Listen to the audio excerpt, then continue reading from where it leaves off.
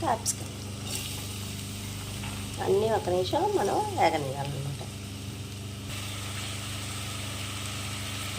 Sweet అవగానే 2 spoons salt చూసుకొని మనం రైసింగ్ బట్టి తర్వాత మనం కడిగి పెట్టుకున్న బియ్యాన్ని వేయాలి.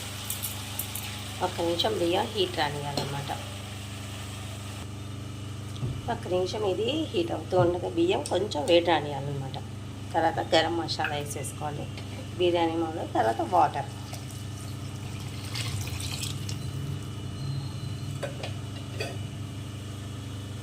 ఇలా వేసేసుకొని కలుపుకోవాలి మనం. ఇలా మొత్తం కలిపేసేసుకొని మనం రైస్ని మామూలుగా ఉడికిచ్చేసుకోవడం అనమాట.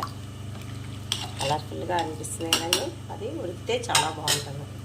మనం ఇప్పుడు అయితే మన బిర్యానీ రెడీ అయిపోయింది, పూర్తిగా ఉడికిపోయింది. చూడండి ఎంత బాగా వచ్చిందో, చాలా టేస్టీ కూడా ఉంటుందండి. ఈ స్ప్రౌట్స్ కూడా చాలా బాగా అర్థమవుతున్నాయి చూడండి, మొలకలతో సహా బాగా అర్థమవుతున్నాయి. మనం స్ప్రౌట్స్ వేసుకున్నాం కదా.